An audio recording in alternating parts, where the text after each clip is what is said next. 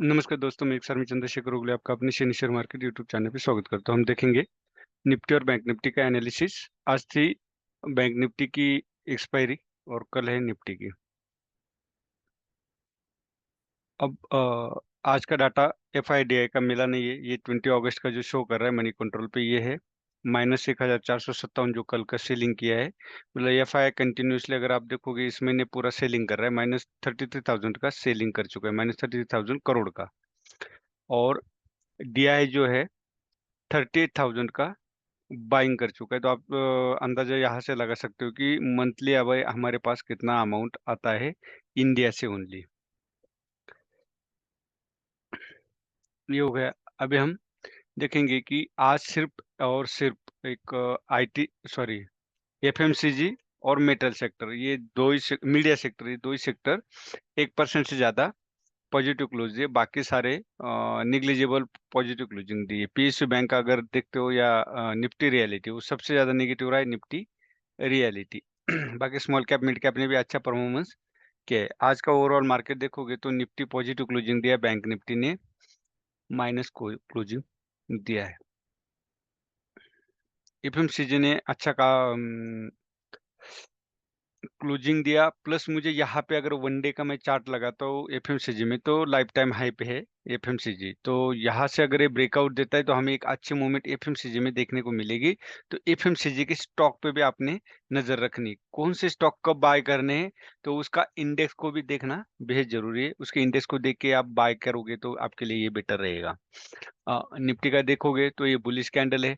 मैं हमेशा एक आपको बात बताता हूँ कि जब आपकी बाइंग जो करनी है, वो अगर राइट टाइम पे अगर बाइंग की है तो आपको मार्केट में डरने की जरूरत नहीं, क्योंकि मार्केट में जो क्रैश आता है वो हमेशा 8-9 साल के बाद ही आता है। एक आप साइकिल बना हुआ है, उससे पहले नहीं आता। आप देख लीजिएगा, चेक कर लीजिएगा। तो जो आता है वो करेक्शन आता है। अभी ये देखिए, ये करेक्शन था, डब्ल्यू पैटर्न बना। यहाँ पे मैं आपको लाइन चार्ट से दिखा सकते हो। ये देखो, यहाँ से आया, ये डब्ल्यू पैटर्न बना, मार्केट अपसाइड चला गया।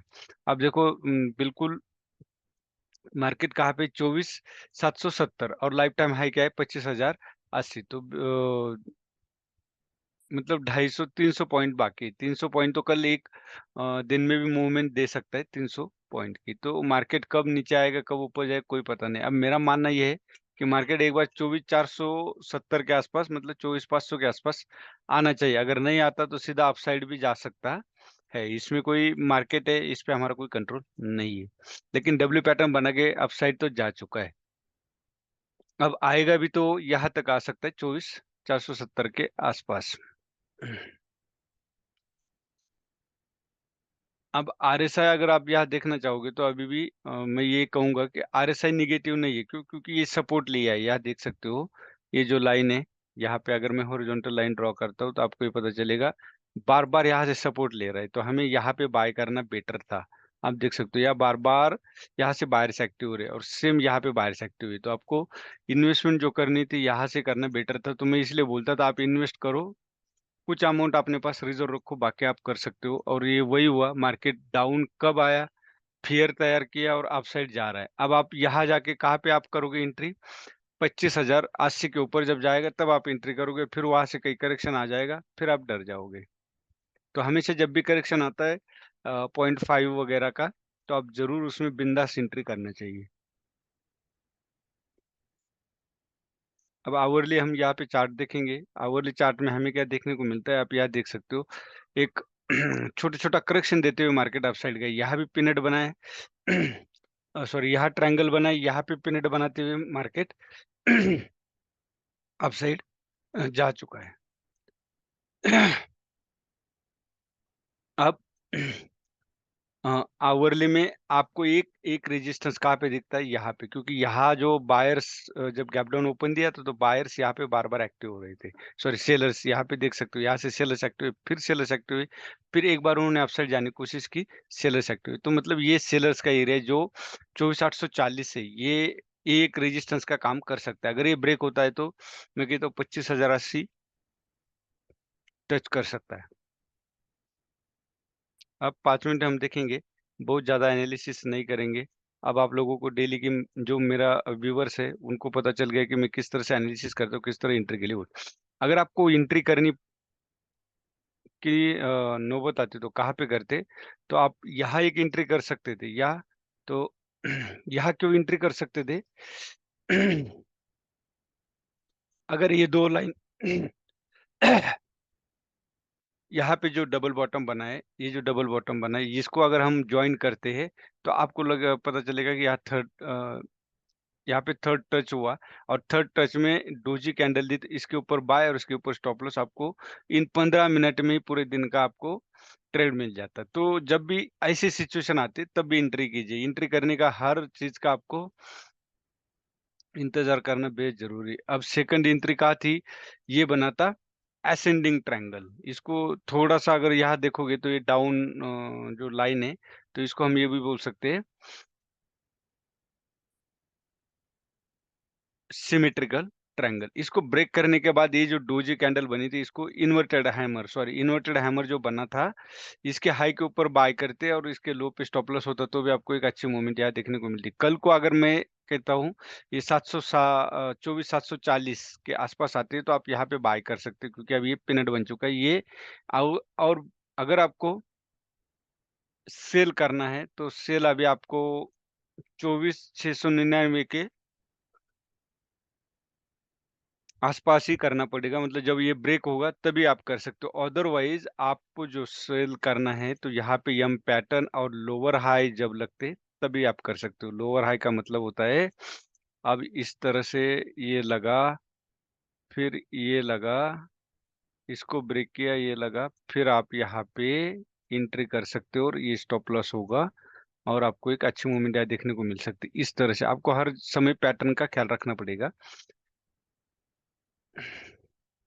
मार्केट में एक से बढ़कर एक एक्सपर्ट है। आप यहाँ पे जब तक आपका एक्सपीरियंस नहीं बढ़ता, आपको चार्ट पैटर्न का पता नहीं चलता, आप अपने आप पे डिसिप्लिन में, मार्केट में जो डिसिप्लिन बना हुआ है, उसमें नहीं ढालते, तब तक आप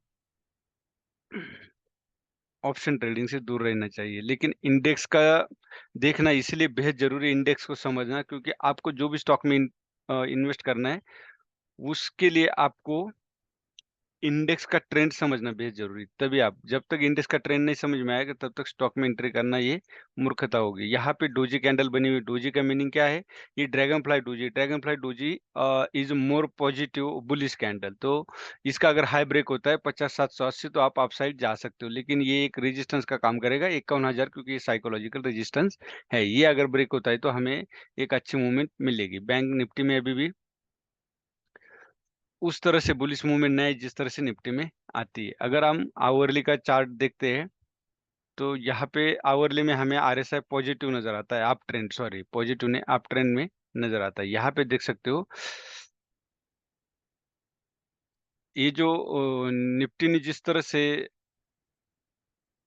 ब्रेक किया है उसका रेजिस्टेंस, उस तरह बैंक निफ्टी अभी भी, ये देखो, ये जो एरिया है, यहाँ पे मैं आपको मार्क कर देता हूँ। ये जो एरिया है, ये पूरा सेलर्स का एरिया है। ये जब तक ब्रेक नहीं होगा, आप देखो कल ब्रेक किया था, सस्टेन नहीं हुआ, और आज भी वो उसके नीचे ही क्लोजिंग दिया है। तो यहाँ पे थोड़ा-सा बैंक निफ्टी में मुझे,